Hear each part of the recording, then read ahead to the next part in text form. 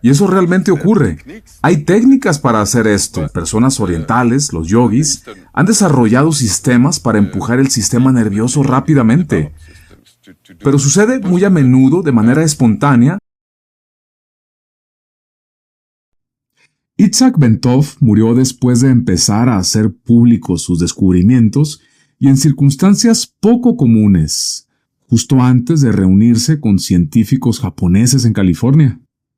Tiempo después, la CIA tomó fragmentos de su investigación, haciendo uso de ellos para desarrollar sus programas secretos durante años y que fueron desclasificados en el año 2003. Y algo interesante y que pocos saben es que su esposa, Mirtala Bentov, mantuvo vivo su legado divulgando esta información, y con una gran claridad y elocuencia, ella continuó explicando lo que Itzhak apenas había alcanzado a mostrar: que la evolución de la conciencia ya está en marcha, y que nuestro cuerpo y mente son una antena viviente, y que la realidad en que vivimos es como un holograma, y que a través de técnicas de meditación y prácticas relacionadas a la Kundalini, el ser humano es capaz de conectarse y accesar a frecuencias más amplias de la realidad. Así que presta mucha atención, porque tienes frente a ti, de verdad, información muy poderosa. Su nombre completo se pronunciaba Itzhak Bentov, pero para la mayoría de la gente era conocido simplemente como Ben. Ben solía comenzar sus charlas diciendo: ahora hablaremos de todo, desde el átomo hasta el cosmos, desde la condición humana hasta la divinidad y nada menos. Y hablaba sobre la naturaleza de la realidad, nuestro lugar en ella, su propio modelo del universo y sus experiencias personales en estados expandidos de conciencia. Y al final, la última pregunta: ¿quién dirige este espectáculo? Ben tenía un enorme sentido del humor y la capacidad de explicar ideas muy complejas de un modo muy simple y comprensible, y además ilustró sus 2 libros con dibujos propios, casi como si fueran una caricatura. Niels Bohr dijo que hay cosas tan serias que solo puede uno reírse de ellas. Ben se llamaba a sí mismo un hombre de tuercas y tornillos, un plomero.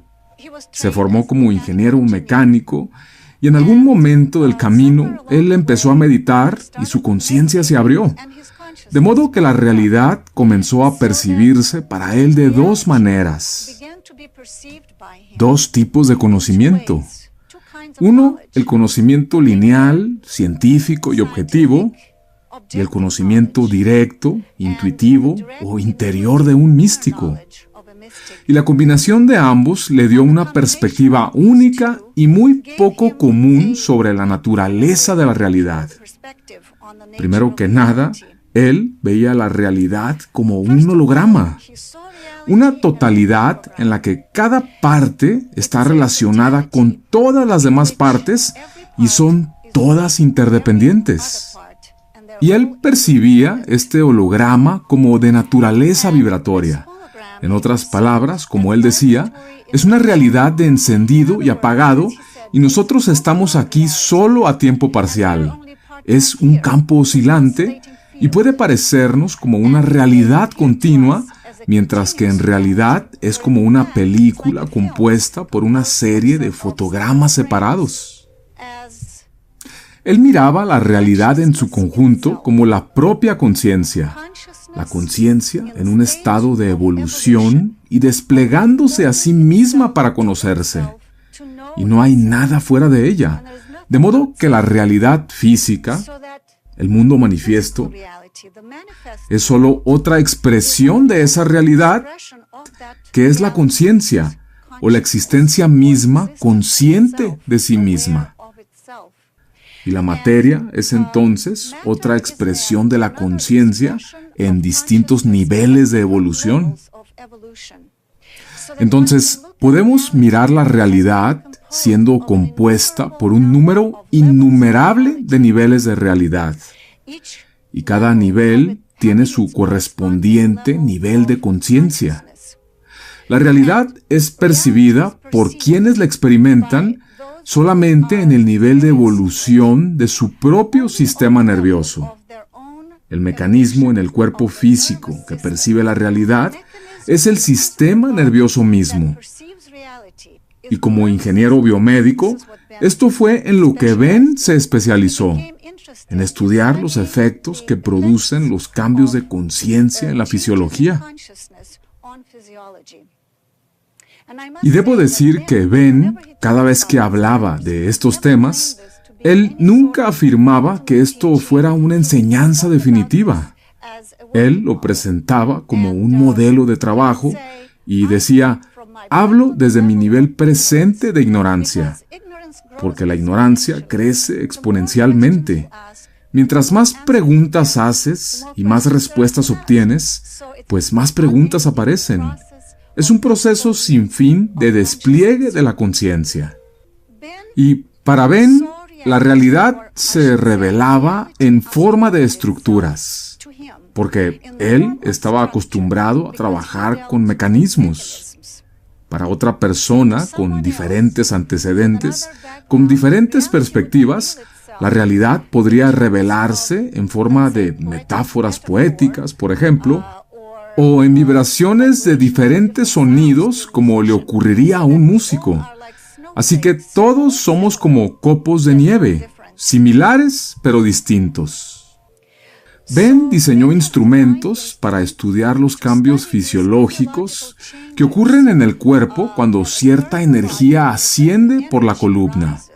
En Oriente se le llama Kundalini o la serpiente enroscada. Esta energía asciende por la columna y despierta energías en el cuerpo que permiten que la percepción se expanda y el cerebro entonces funciona en un nivel diferente. A eso le llamó su modelo de Kundalini. Ben veía la realidad siendo impulsada por la fuerza de la evolución hacia el infinito, mientras la conciencia se despliega a sí misma. Entonces, en este gráfico, esta flecha representaba la energía de la evolución y la llamada curva de la campana es un método para mostrar gráficamente datos estadísticos. Si el pico de esa curva representa el nivel promedio de conciencia de la humanidad en la actualidad, y el extremo bajo representa los niveles más bajos de conciencia, a lo que él llamaba los tipos mafiosos o gorilas, entonces el extremo alto corresponde a individuos como Einstein o Leonardo da Vinci. Ahora, a medida que la evolución empuje hacia adelante muchos años en el futuro, esa curva se desplazará. La conciencia promedio estará donde hoy se encuentra la avanzada y la más baja estará donde está hoy la media. Y la conciencia más elevada de ese entonces será algo que apenas podemos imaginar. Como él solía decir, el potencial del sistema nervioso humano es enorme y realmente no sabemos a dónde nos llevará, del estado humano al estado divino. Ahora, este gráfico muestra un experimento que Ben hizo con un sujeto sentado en una silla que estaba equipada con un dispositivo llamado balistógrafo. Y un balistógrafo es un aparato que registra microvibraciones del cuerpo.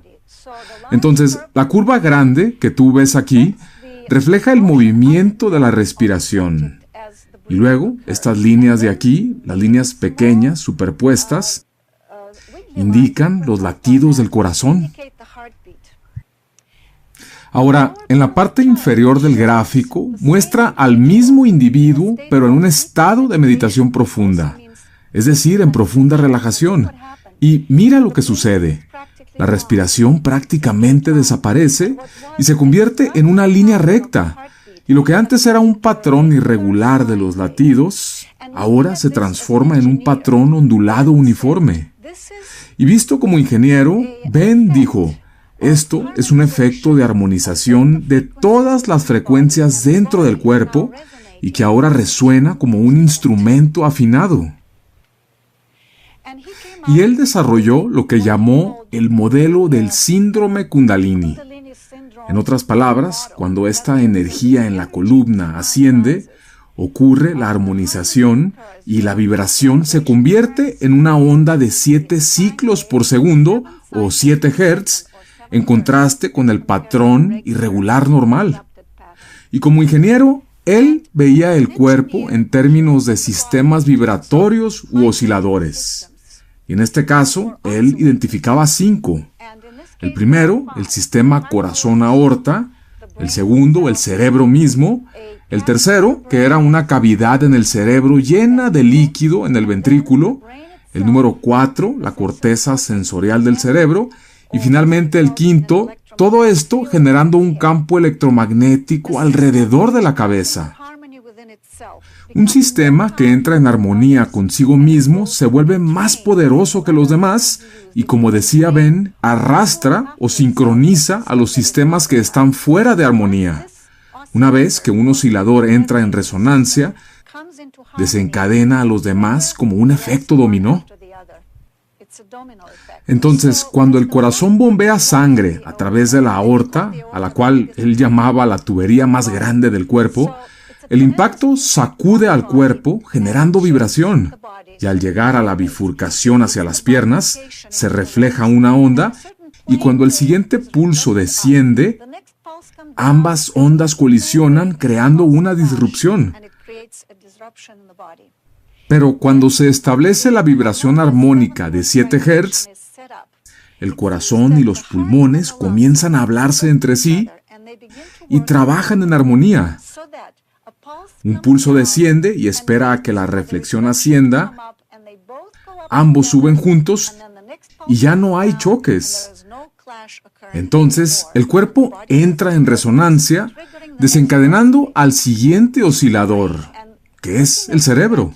Y mirando la cabeza, de nuevo desde el punto de vista de la ingeniería, Ben decía que es como una caja rígida que descansa sobre una columna flexible, y lo que pasa es que a medida que el cerebro sube y baja, el cráneo vibra y el cerebro, que es una sustancia gelatinosa y que está flotando en el fluido cerebroespinal, entonces cada vez que el cuerpo se mueve, el cerebro golpea con el cráneo y se mueve de arriba a abajo creando ondas dentro de él.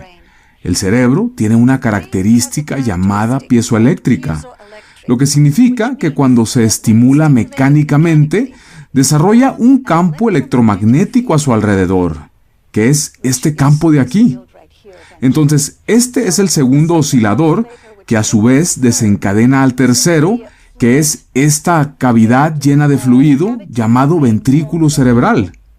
Y debido a esta vibración regular de 7 ciclos por segundo, se establece una onda estacionaria en el ventrículo que, nuevamente, crea una frecuencia muy armónica.